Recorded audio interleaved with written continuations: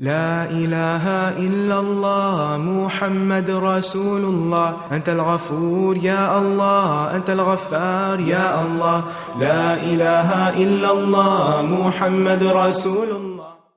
نحمده ونصلي على رسوله الكريم أما بعد فأعوذ بالله من الشيطان الرجيم بسم الله الرحمن الرحيم رب اشرح لي صدري ويسر لي أمري واحلل عقدة من لساني يفقهوا قولي.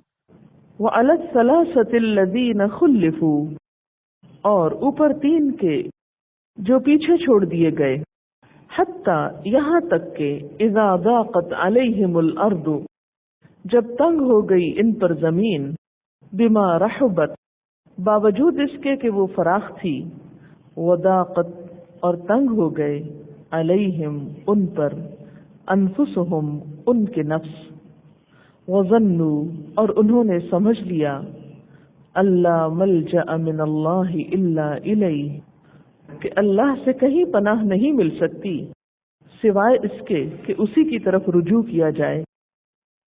ثم تاب علیہم، پھر وہ ان پر مہربان ہوا، لیتوبوا، تاکہ وہ توبہ کریں. ان اللہ، بے شک اللہ تعالی، هو التواب الرحیم، وہ توبہ قبول کرنے والا مہربان ہے. کعب بن مالک فرماتے ہیں کہ ان لوگوں نے ایسے دو بزرگوں کا ذکر کیا جو غزوہ بدر کے مجاہدین میں سے ہیں، یعنی ان دونوں نے بدر میں بھی شرکت کی ہوئی تھی. تو میں نے کہا کہ بس میرے لیے انہی دونوں کا عمل قابل تقلید ہے. یہ کہہ کر میں اپنے گھر چلا گیا کہ بس ٹھیک ہے، اب ان تین سے ایک طرح سے سہارا ہو گیا نا، تین ہونے کی وجہ سے آپس میں سہارا ہو گیا. ادھر رسول اللہ صلی اللہ علیہ وسلم نے صحابہ کرام کو ہم تینوں کے ساتھ سلام کلام کرنے سے منع کر دیا. اس وقت ہم تو سب مسلمانوں سے بدستور محبت کرتے تھے، مگر ان سب کا رخ ہم سے پھر گیا، ہم سے کوئی بات نہ کرتا تھا. ابن ابی شیبہ کی روایت میں ہے، اب ہمارا حال یہ ہو گیا کہ ہم لوگوں کے پاس جاتے، کوئی ہم سے کلام نہ کرتا، نہ سلام کرتا، نہ سلام کا جواب دیتا. مسند عبد الرزاق میں ہے کہ اس وقت ہماری دنیا بدل گئی، ایسا لگنے لگا کہ نہ وہ لوگ ہیں جو پہلے تھے، نہ ہمارے باغ اور مکان وہ ہیں جو پہلے تھے، سب کچھ اجنبی نظر آنے لگا. مجھے سب سے بڑی فکر یہ تھی کہ اگر میں اس حال میں مر گیا تو حضور صلی اللہ علیہ وسلم میرا جنازہ نہ پڑھائیں گے، یا خدا نہ خواستہ اس عرصے میں حضور صلی اللہ علیہ وسلم کی وفات ہو گئی تو میں عمر بھر اسی طرح سب لوگوں میں ذلیل و خوار ہوتا پھروں گا. یعنی آپ نے اگر معاف نہیں کیا تو بعد میں کوئی معاف نہیں کرے گا، تو زندگی کیسے کٹے گی؟ اس کی وجہ سے میرے لیے ساری زمین بیگانہ اور ویرانہ نظر آنے لگی. اسی حال میں ہم پہ 50 راتیں گزر گئیں. اسی کیفیت کو یہاں ذکر کیا گیا، حتی اذا ضاقت علیہم الارض بما رحبت، یہاں تک کہ زمین اپنی ساری وسعت کے باوجود ان پہ تنگ ہو گئی. وضاقت علیہم انفسہم، اور ان کی اپنی جانیں بھی ان پہ بوجھ ہونے لگیں، اپنے آپ سے بیزار ہونے لگے. وظنوا، اور انہوں نے سمجھ لیا، اللہ ملجأ من اللہ الا الیہ، لیکن یہ سمجھ ہمیں نہیں آتی. یہ کہتے ہیں کہ اس زمانے میں میرے دونوں ساتھی مرارہ اور ہلال تو شکستہ دل ہو کر گھر بیٹھ رہے، رات دن روتے تھے. ضاقت علیہم انفسہم، لیکن میں جوان آدمی تھا، باہر نکلتا، چلتا پھرتا، نماز میں سب مسلمانوں کے ساتھ شریک ہوتا، بازاروں میں پھرتا، مگر کوئی مجھ سے کلام نہ کرتا، نہ میرے سلام کا جواب دیتا. حضور صلی اللہ علیہ وسلم کی مجلس میں نماز کے بعد حاضر ہوتا، سلام کرتا تو یہ دیکھا کرتا کہ آپ صلی اللہ علیہ وسلم کے لب مبارک کو جواب سلام کے لیے حرکت ہوئی یا نہیں، یعنی آپ کے ہونٹ ہلے ہیں یا نہیں جواب میں. پھر میں آپ کے قریب ہی نماز پڑھتا تو نظر چرا کر آپ کی طرف دیکھتا تو معلوم ہوتا کہ جب میں نماز میں مشغول ہو جاتا ہوں تو آپ میری طرف دیکھتے ہیں، اور جب میں آپ کی طرف دیکھتا ہوں تو آپ رخ پھیر لیتے ہیں. جب لوگوں کی یہ بے وفائی دراز ہوئی تو ایک روز میں اپنے چچا زاد بھائی قتادہ کے پاس گیا جو میرے سب سے زیادہ دوست تھے. میں ان کے باغ میں دیوار پھاند کر داخل ہوا، ان کو سلام کیا. خدا کی قسم انہوں نے بھی میرے سلام کا جواب نہ دیا. میں نے پوچھا، قتادہ کیا تم نہیں جانتے کہ میں اللہ اور اس کے رسول سے محبت رکھتا ہوں؟ اس پر بھی وہ چپ رہے، کوئی جواب نہیں دیا. جب میں نے بار بار یہ سوال دہرایا تو تیسری یا چوتھی مرتبہ میں انہوں نے صرف اتنا کہا کہ اللہ جانتا اور اس کا رسول. یہ عزیز ترین دوست کا جواب تھا. اس سے آپ اندازہ لگائیں کہ کیا حال ہوا ہوگا. کہتے ہیں میں رو پڑا اور اسی طرح دیوار پھاند کر باغ سے باہر آ گیا. آپ سوچیں آپ کسی کے گھر جائیں اور بار بار آپ اس سے پوچھیں، نہ کوئی آپ کے سلام کا جواب دے، نہ کوئی آپ کو ویلکم کرے اور منہ موڑ لے آپ سے. اسی زمانے میں ایک روز میں مدینہ کے بازار میں چل رہا تھا کہ اچانک ملک شام کا ایک نبطی شخص جو غلہ فروخت کرنے کے لیے شام سے مدینہ آیا تھا، اس کو دیکھا کہ لوگوں سے پوچھ رہا ہے کیا کوئی مجھے کعب بن مالک کا پتہ بتا سکتا ہے، کیونکہ شاعر تھے نا تو مشہور تھے ذرا. لوگوں نے مجھے دیکھ کر میری طرف اشارہ کر دیا. وہ آدمی میرے پاس آ گیا اور مجھے شاہ غسان کا ایک خط دیا جو ایک ریشمی رومال پر لکھا ہوا تھا، جس کا مضمون یہ تھا: اما بعد، مجھے یہ خبر ملی ہے کہ آپ کے نبی نے آپ سے بے وفائی کی اور آپ کو دور کر رکھا ہے. اللہ تعالیٰ نے تمہیں ذلت اور ہلاکت کی جگہ میں نہیں رکھا. تم اگر ہمارے یہاں آنا پسند کرو تو آ جاؤ، ہم تمہاری مدد کریں گے. یعنی اب ایک بادشاہ کی طرف سے آفر ہوئی کہ تم ہمارے دربار میں آ جاؤ. کہتے ہیں میں نے جب یہ خط پڑھا تو کہا یہ ایک اور امتحان اور آزمائش کہ اہل کفر کو مجھ سے اس کی طمع اور توقع ہو گئی کہ میں ان کے ساتھ مل جاؤں. میں یہ خط لے کر آگے بڑھا اور ایک دکان پر تنور لگا ہوا تھا اور اس میں پھینک دیا کہ مجھے ایسی آفر نہیں چاہیے. حضرت کعب فرماتے ہیں کہ جب 50 میں سے 40 راتیں گزر گئیں تو اچانک دیکھا کہ حضور صلی اللہ علیہ وسلم کا ایک قاصد خزیمہ بن ثابت میرے پاس آ رہے ہیں. آ کر یہ کہا کہ حضور صلی اللہ علیہ وسلم نے حکم دیا ہے کہ تم اپنی بیوی سے بھی علیحدگی اختیار کر لو. میں نے پوچھا کیا طلاق دے دوں، کیا کروں؟ انہوں نے بتایا نہیں، عملاً اس کے قریب نہ جاؤ. اس طرح کا حکم میرے دونوں ساتھیوں کے پاس بھی پہنچا. میں نے بیوی سے کہا تم اپنے میکے چلی جاؤ، وہیں رہو جب تک کہ اللہ کوئی فیصلہ نہ کر دے. ہلال بن امیہ کی اہلیہ خولہ بنت عاصم یہ حکم سن کر حضور صلی اللہ علیہ وسلم کی خدمت میں حاضر ہوئی اور عرض کیا ہلال ایک بوڑھے آدمی ہے، ان کا کوئی خادم نہیں. ابن ابی شیبہ کی روایت میں یہ بھی ہے کہ وہ نگاہوں سے صحیح دیکھ بھی نہیں سکتے.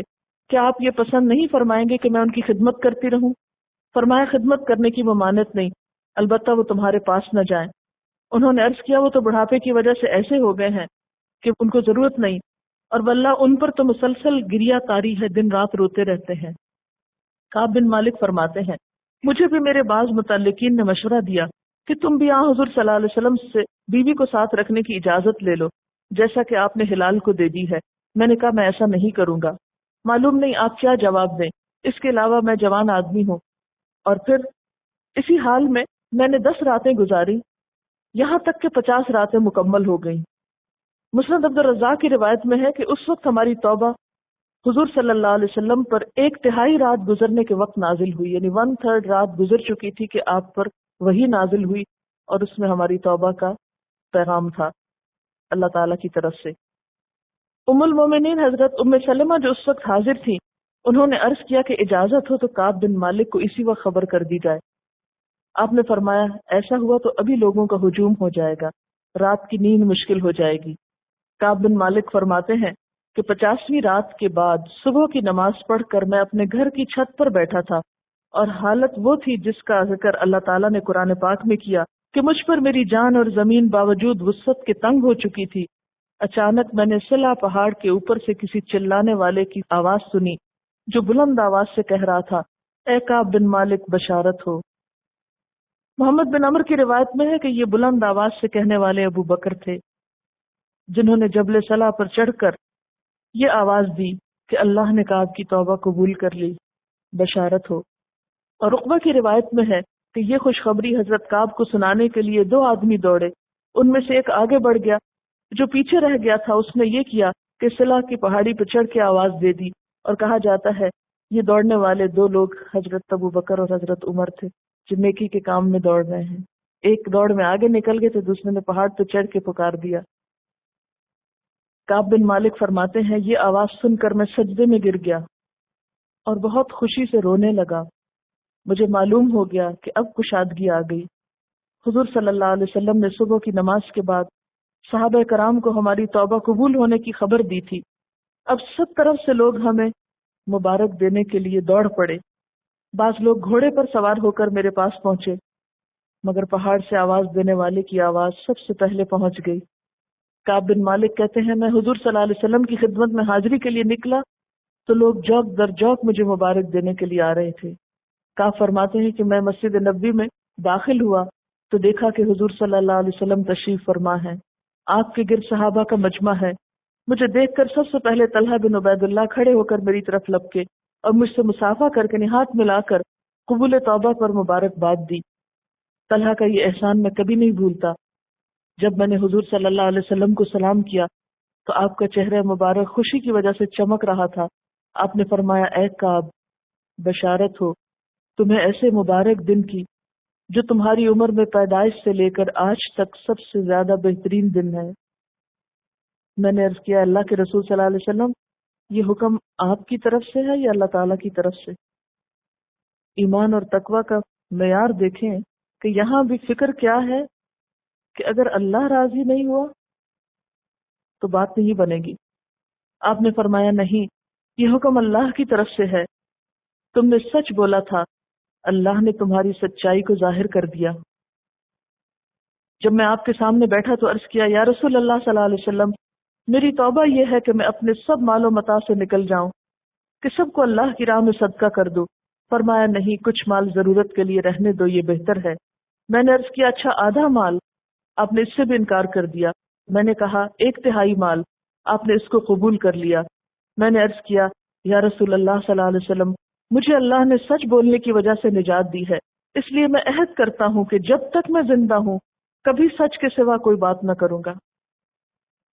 پھر فرمایا کہ جب سے میں نے حضور صلی اللہ علیہ وسلم سے یہ سچ بولنے کا عہد کیا تھا الحمدللہ آج تک کوئی کلمہ جھوٹ کا میری زبان پہ نہیں آیا اور مجھے امید ہے کہ اللہ تعالیٰ باقی زندگی میں مجھے اس سے محفوظ رکھیں گے.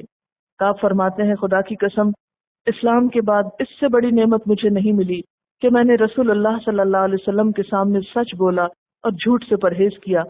کیونکہ اگر میں جھوٹ بولتا تو اسی طرح ہلاکت میں پڑ جاتا جس طرح جھوٹی قسمیں کھانے والے ہلاک ہوئے جن کے بارے میں قرآن میں یہ نازل ہوا سَيَحْلِفُونَ بِاللَّهِ لَكُمْ إِذَا انقلبتم إِلَيْهِمْ اور پھر آگے جا کر فَإِنَّ اللَّهَ لَا يَرْضَىٰ عَنِ الْقَوْمِ الْفَاسِقِينَ بے شک اللہ فاسقوں کی قوم سے ہرگز راضی نہ ہوگا.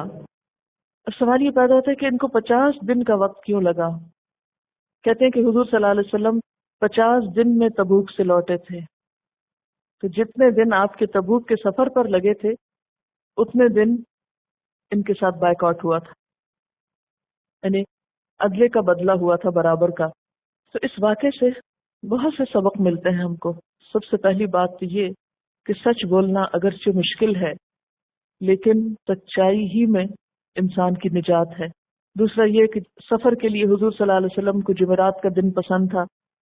تیسرا یہ کہ اپنے کسی بھی بڑے سے یعنی جس طرح انہوں نے حضور صلی اللہ علیہ وسلم سے جھوٹ نہیں بولا اسی طرح ہمیں بھی اپنے کسی بڑے استاد یا بزرگ یا والدین یا کسی بڑے کو راضی کرنے کے لیے جھوٹ سے کام نہیں لینا چاہیے. بھلے وہ ہم سے ناراض ہو جائیں لیکن جھوٹ نہیں بولنا چاہیے کیونکہ جھوٹ کی ایک نحوست ہوتی. جھوٹ بولنے والے سے فرشتے بہت دور چلے جاتے. پھر اسی طرح آپ دیکھیں کہ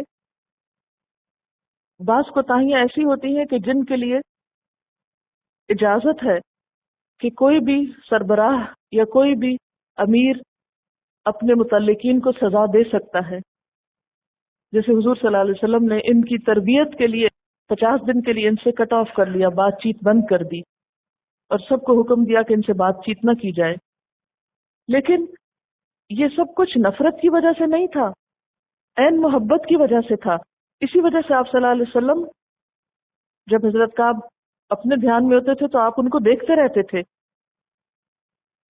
یعنی دل میں محبت ہے لیکن دوسرے کے بھلے کے لیے، دوسرے کی تربیت کے لیے سزا دی جا رہی ہے، کسی ذاتی انتقام کے طور پر نہیں. پھر آپ دیکھیں کہ اس کو کہتے ہیں اللہ کی خاطر محبت، اللہ کی خاطر دوستی اور اللہ کی خاطر دشمنی.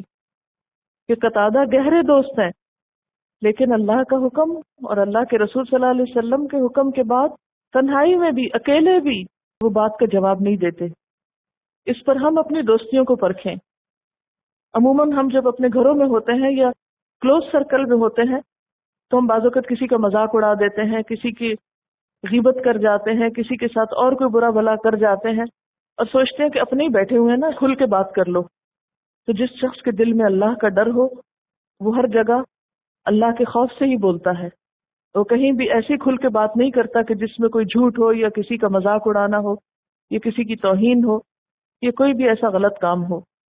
پھر اسی طرح آپ دیکھیں کہ ایک طرف پورا شہر ناراض ہے اور دوسری طرف ایک دوسری مملکت کے بادشاہ کا خط ملا ہے، لیکن کس طرح وہ اس شاہی پیغام کو بھی ٹھکرا دیتے ہیں اور اس خط کو نشانی کے لیے بھی پاس نہیں رکھتے، اٹھا کے تنور میں پھینک دیتے ہیں، راستے میں ہی گھر تک نہیں لے کے جاتے کہ یہ ایک اور بڑی آزمائش. کیونکہ شیطان ایسے موقعوں پہ خوب بہکاتا ہے.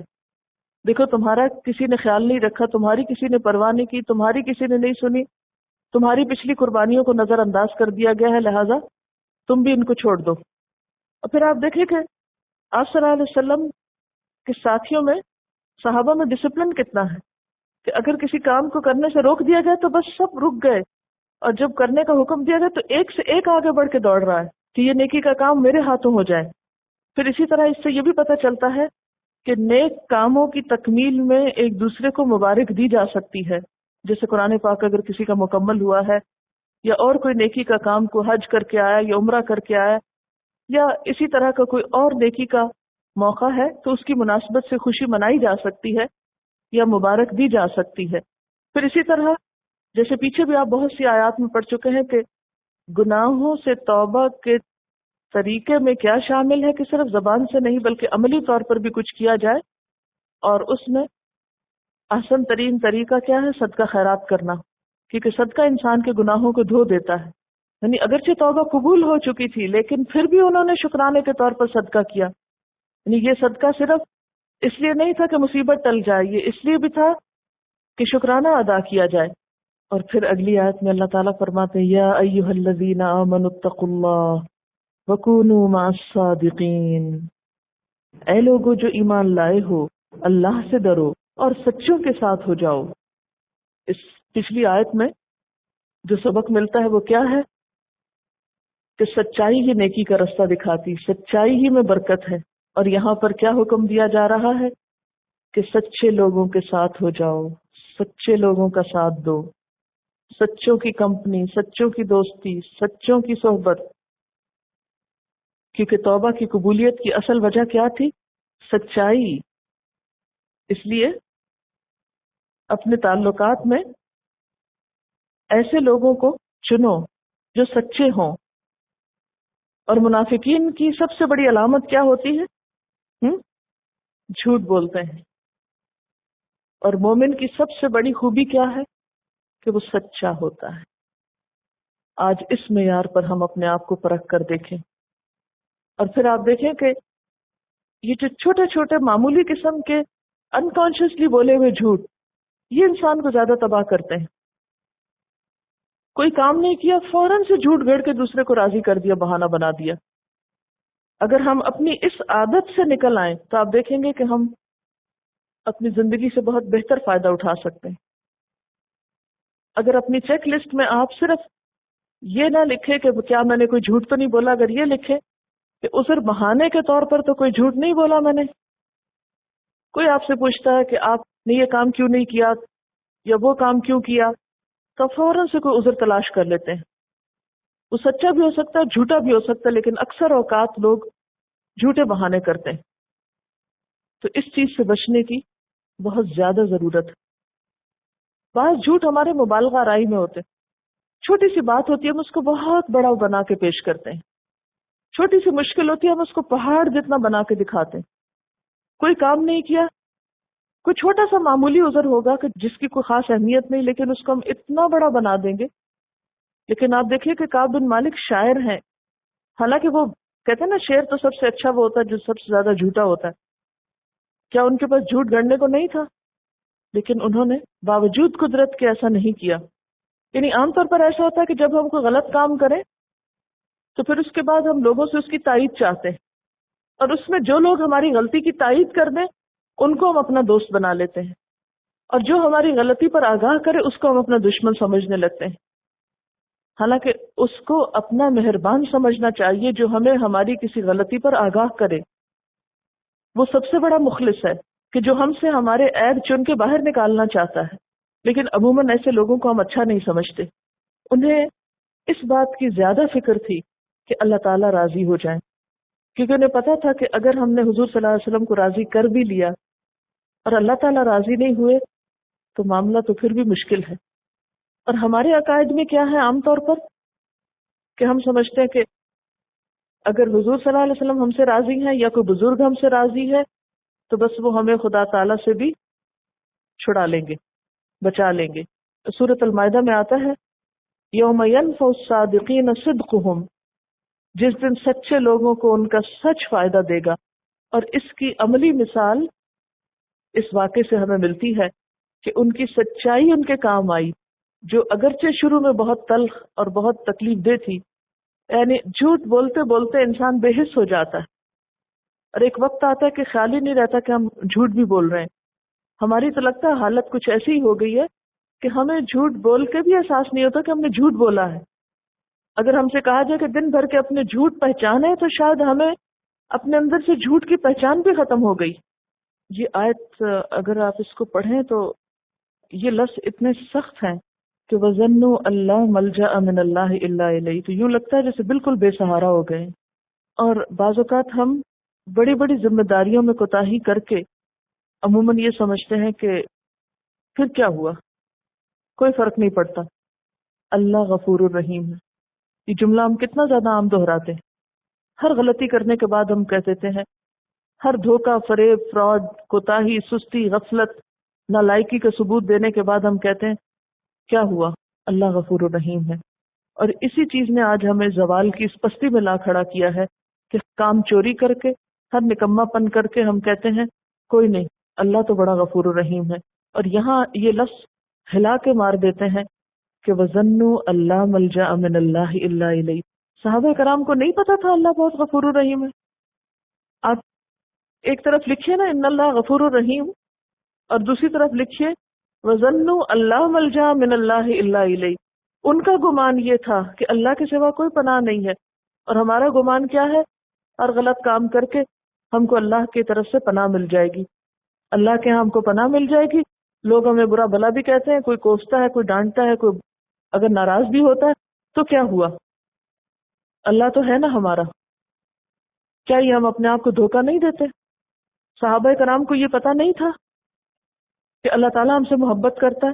ایک نے لیلۃ العقبہ میں شرکت کی ہے، دوسروں نے غزوہ بدر میں شرکت کی ہے. اتنے بڑے بڑے کارنامے کر کے جن کا ہم تصور بھی نہیں کر سکتے، ان میں شریک ہونا تو دور کی بات، پھر بھی ہم مزے سے بیٹھے ہیں کہ اللہ غفور الرحیم ہے.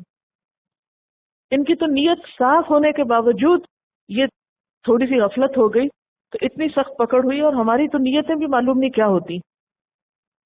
سب سے بڑی مشکل یہ کہ ہم اپنے دشمن آپ ہیں. مجھے تو یہ آیت پڑھ کے لگ رہا تھا کہ ہم اپنے دشمن آپ ہیں، اور جب تک اپنی دشمنی سے خود نہیں نکلیں گے، اپنے آپ کو خود نہیں پکڑیں گے، اس وقت تک کوئی ہمارا کچھ نہیں کر سکتا، کوئی ہمیں سیدھا رستہ نہیں دکھا سکتا، نہ ہم سے کوئی کچھ کروا سکتا ہے جب تک ہم خود کچھ کرنے پہ راضی نہیں ہوں گے. پھر آپ دیکھیں ثم تاب علیہم، یہ تاب علیہم 50 دن بعد ہوا ہے. ان کو نہیں پتا تھا کہ 50 دن بعد بھی معافی ہو جائے گی. یعنی یہ بھی ہو سکتا تھا نا جب سب نے ان سے سوشل بائیک آؤٹ کر لیا تو وہ کہتے چلو ٹھیک ہے، اب نہیں بولتے تو نہ بولیں، ہم اپنا کوئی کام کریں، مطمئن ہو جاتے اپنے کاروباروں میں، اپنے گھروں میں، جن کی وجہ سے وہ جہاد میں شریک نہیں ہو سکے تھے. یا پھر یہ ہے کہ وہ شاہ غسان کا خط آیا تھا وہاں چلے جاتے، یا یہ کہ کچھ منافقین کے ساتھ مل کر ایک اور گروپ بازی کرتے.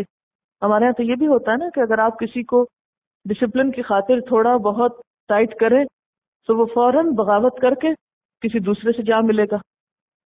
اس وجہ سے بھی تربیت کا وہ معیار اور پیمانہ نہیں ہے جو واقعی کسی کام کرنے والی قوم کے اندر ہونا چاہیے. لیکن انہوں نے ایسا کچھ بھی نہیں کیا. اللہ اور اس کے رسول صلی اللہ علیہ وسلم سے دوری کے احساس نے انہیں اتنا پریشان کیا کہ انہیں دنیا کی کسی چیز میں بھی چین نہیں آتا تھا، نہ گھر، نہ بار، نہ باغ. ضاقت علیہم الارض بما رحبت، اپنے آپ سے بھی وہ بیزار ہونے لگے تھے. کہیں پر بھی ان کے لیے کوئی سکون نہیں تھا، انہیں کوئی گوشہ ہی نظر نہیں آتا تھا جہاں جا کے وہ چین پائیں۔ یہ دن رات کا رونا کیوں تھا؟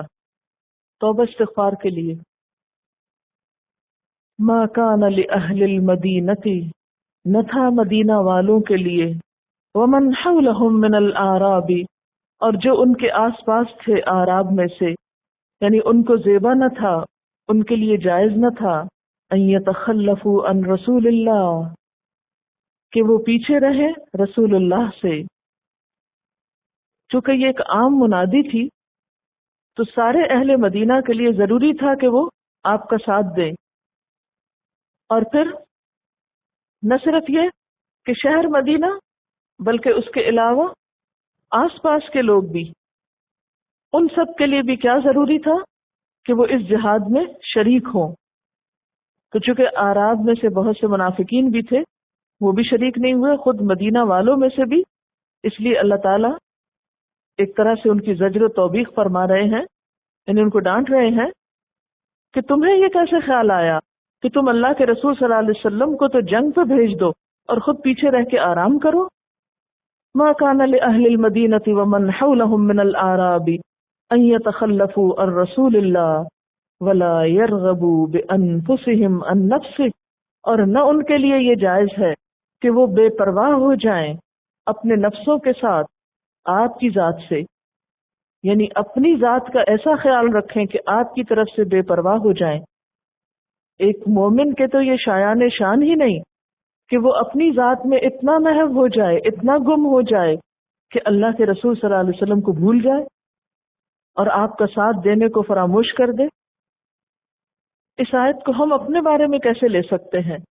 آپ دیکھیے کہ کیا وہ مشن جو آپ کی زندگی میں شروع ہوا تھا وہ ختم ہو چکا ہے؟ جس کام کے لیے آپ تشریف لائے تھے وہ کام مکمل ہو گیا ہے، پوری دنیا میں ہو چکا ہے، اب کسی کو ہدایت کی ضرورت نہیں۔ اللہ تعالیٰ نے تو پیغمبر بھیجنے بند کر دیے ہیں، اب یہ کام کس کو کرنا ہے؟ ہمیں کرنا ہے۔ لیکن ہم سب دیکھیں کہ جتنا ہم اپنی ذات کے لیے تھکتے ہیں، اپنے گھر کے لیے، اپنے خاندان کے لیے، اپنے مشاغل کے لیے، کیا ہم میں سے کوئی اتنا اللہ کے دین کے لیے بھی تھکتا ہے؟ ہماری ترجیحات اور ہماری پرائرٹیز کیا ہیں؟ ہم آپ کے مشن کے وارث ہیں، جو کام آپ کرنے آئے تھے وہ کام آپ کی امت کو دیا گیا ہے، لیکن آج امت اپنی ذات کو عزیز رکھے ہوئے ہے بنسبت اس کے کہ آپ کا نام بلند کرے۔ ذالک بانہم، یہ اس وجہ سے ہے کہ وہ لا یصیبہم ظمأ، نہیں پہنچتی ان کو کوئی پیاس، ولا نصب، اور نہ کوئی تھکاوٹ، ولا مخمصۃ، اور نہ کوئی بھوک، فی سبیل اللہ، اللہ کے راستے میں، ولا یطؤون، اور نہیں وہ چلتے، موطئا، چلنے کی جگہ، یغیظ الکفار، کہ غصہ دلائیں کفار کو، ولا ینالون، اور نہیں وہ لیتے، من عدو، دشمن سے، نیلن، کچھ لینا، یعنی مال غنیمت وغیرہ یا انتقام، الا، مگر کیا، کتب لہم، لکھ لیا جاتا ہے ان کے لیے، بہی، اس کے بدلے، عمل صالح، عمل صالح، نیکی، ان اللہ لا یضیع اجر المحسنین، بے شک اللہ محسنین کا اجر ضائع نہیں کرتے، بے شک اللہ تعالیٰ محسنین کا اجر ضائع نہیں کرتا۔ اس سے کیا پتہ چلتا ہے کہ ان لوگوں کے لیے جہاد سے پیچھے رہنا اور حضور صلی اللہ علیہ وسلم کا ساتھ دینا کیوں ضروری ہے؟ کیونکہ اس کام میں کوئی چھوٹی سے چھوٹی قربانی بھی رائے گاہ نہیں جاتی۔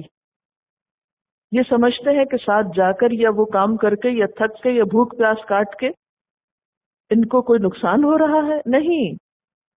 اس راستے میں اگر کسی کو پیاس بھی لگے یا تھکاوٹ بھی ہو جائے یا بھوک لگے، یا جب وہ دشمن کے مقابلے پر نکلے اور ان کا صرف نکلنا ہی دشمن کو ناراض کرے، یا یہ کہ دشمن سے کوئی مال غنیمت لیں یا جنگ کر کے ان سے انتقام لیں، تو یہ سارے کام ایسے ہیں کہ جن کے بدلے ان کے لیے نیکیاں لکھی جا رہی ہیں۔ یہ تو ان کا اپنا فائدہ ہے، یہ کسی پہ احسان تو نہیں کر رہے، اور پیچھے رہ کر یہ اپنا ہی کچھ بگاڑ رہے ہیں۔ وآخر دعوانا ان الحمد للہ رب العالمین.